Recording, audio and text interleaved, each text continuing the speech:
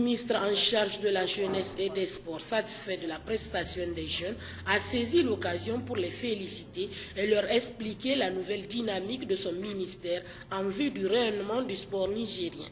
Ces jeunes-là seront suivis sportivement, seront placés, si possible, dans des centres qui leur permettront d'évoluer normalement afin qu'ils soient les élites de demain, comme les Inni Aboubakar que nous avons connus et qui ont fait la fierté de ce pays-là en matière d'athlétisme. C'est cela en fait les réformes que nous avons décidé de mettre en place depuis que nous sommes à la tête de ce ministère-là. Ces jeunes, sans nul doute, sont déjà des ambassadeurs, pas seulement pour une année de la lutte contre la corruption, mais assurément le long de leur cursus scolaire. Je suis sur ce plateau avec M. Issoufou Bourema, président de la Haute Autorité de lutte contre la corruption et les infractions assimilées, l'ALCIA. Monsieur le Président, bonsoir. Bonsoir. Monsieur le Président, le 9 décembre de chaque année, la communauté internationale commémore la journée mondiale de lutte contre la corruption. Alors, Monsieur le Président, quelle est la particularité de l'édition 2013? Je vous remercie, Monsieur Diallo. Comme vous l'avez si bien dit, la journée internationale de lutte contre la corruption est une journée dédiée par l'Organisation des Nations Unies pour amener le monde entier à s'arrêter un instant et réfléchir sur ce phénomène qui est d'une extrême gravité.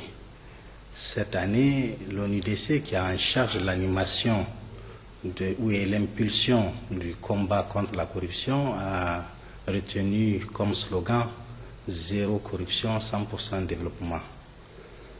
Le développement est au cœur de la lutte contre la corruption. Dans la Convention des Nations Unies, la préface qui a été faite par Kofi Annan en 2003 rappelait justement que les ressources qui devraient être utilisées pour les services sociaux de base aux populations pauvres étaient détournées. Dans la démarche nigérienne également, le développement est au cœur de la préoccupation de la lutte contre la corruption.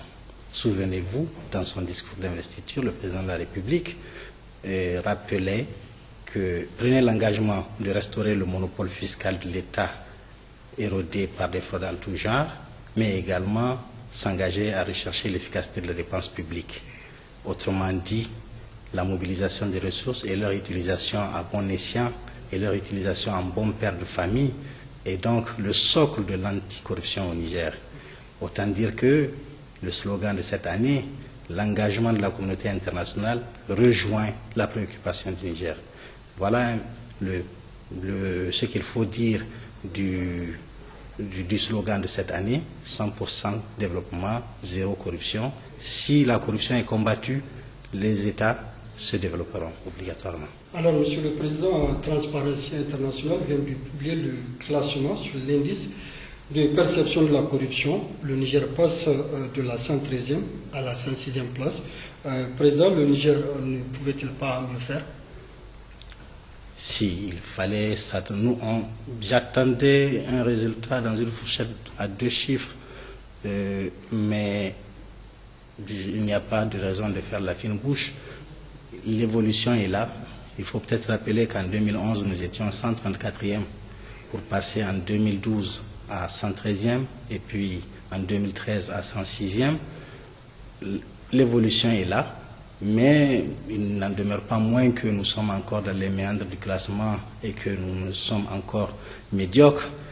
Mais ce n'est pas impossible et je pense bien que si la lancée continue, si les mesures nécessaires qu'il faut prendre, notamment la loi anticorruption, les mesures et politiques anticorruption, l'engagement de la société civile et de la presse également, toutes ces mesures vont permettre certainement au fur et à mesure qu'elles sont prises, de faire changer très sensiblement le classement du Niger. Il y a lieu certainement également de faire remarquer que d'autres pays de la sous-région qui faisaient de l'anticorruption avant nous ont été dépassés par le Niger et que si je prends des exemples des exemples terre à terre, des pays qui faisaient l'anticorruption depuis une dizaine d'années, ils stagnent à leur place, alors qu'au bout de 2 ans d'existence, la LCA gagne des places même si ce n'est pas très appréciable, même si nous restons encore médiocres, l'effort est là, il faut le saluer, il faut s'en réjouir. Monsieur le Président, vous êtes attendu sur 2 grands dossiers, notamment le Forum national anticorruption et la loi anticorruption. Où en êtes-vous sur ces 2 points? D'abord, le forum, ce n'est pas un forum en tant que tel. Le forum est une composante de la stratégie.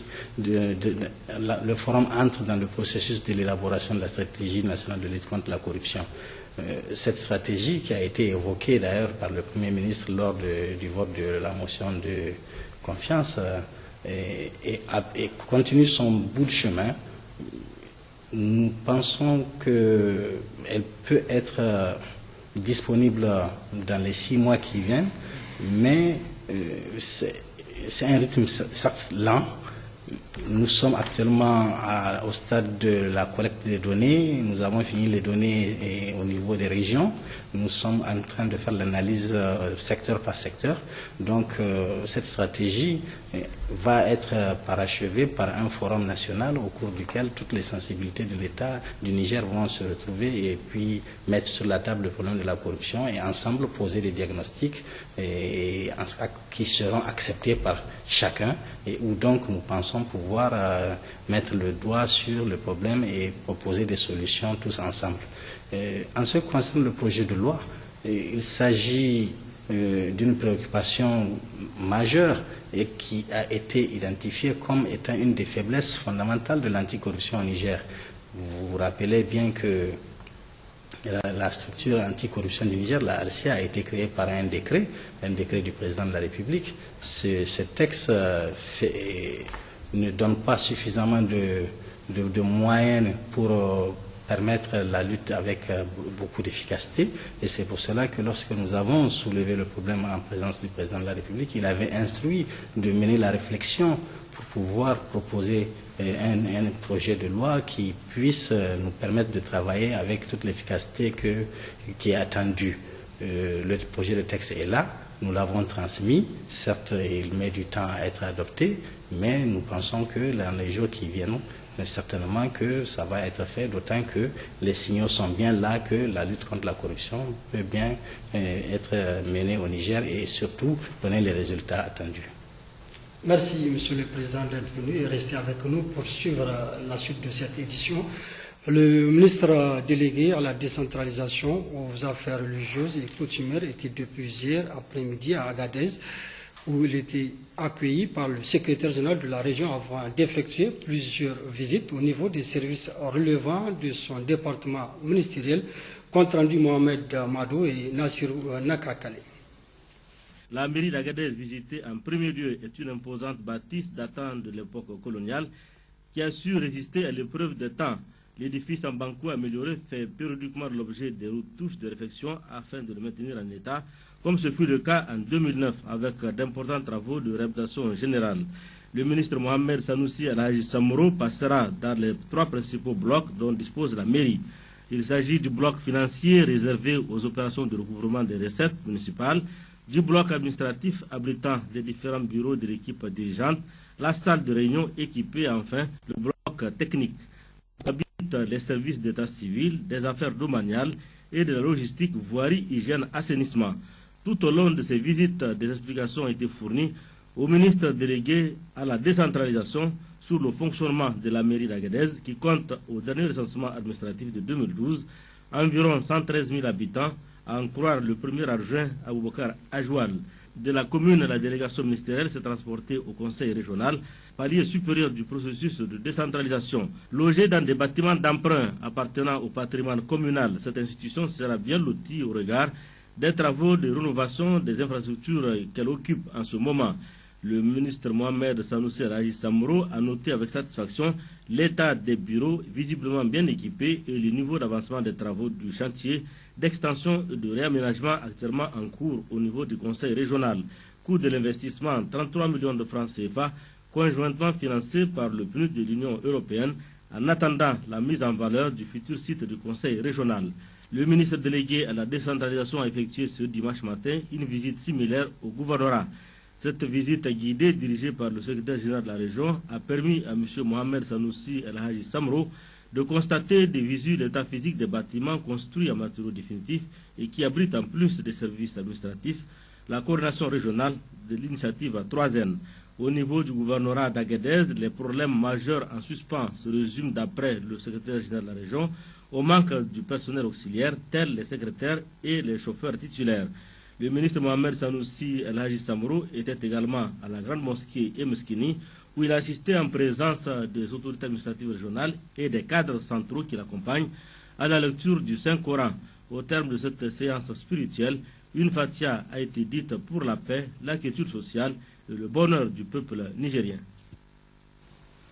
Cette annonce, il vous souviendra que lors d'une de nos éditions, Télé Sahel a relayé des informations rendues publiques par Radio Amfani. Ces informations sont relatives aux propos qui seraient tenus par l'ancien président de la République, Tanja Mamadou, qui faisait cas d'un montant de 400 milliards de francs CFA. Ce montant correspond, semble-t-il, à la somme qu'il aurait laissée au Trésor national à la date du 18 février 2010, jour du coup d'État. Depuis, ces informations ont fait couler beaucoup d'encre et continuent d'alimenter divers débats et conversations, malgré les démentis apportés par Télé Sahel. Pour davantage éclairer le public, Télé Sahel recevra demain un invité du journal de 20h30, M. Souleymane Zourkaleni, directeur général du Trésor et de la comptabilité publique.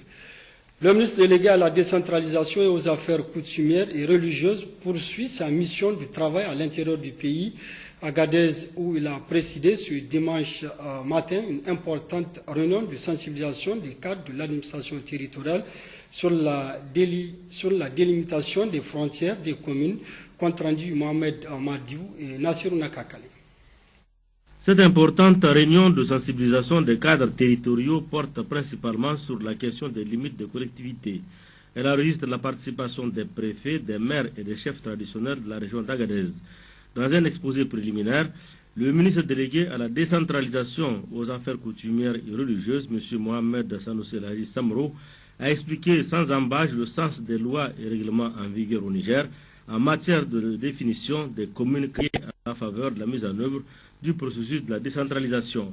Dans tous les cas, nous pensons qu'il n'existe pas de problème sans solution. Ces solutions peuvent être trouvées dans des cadres de concertation tous azimuts où l'ensemble des acteurs sont mis à contribution.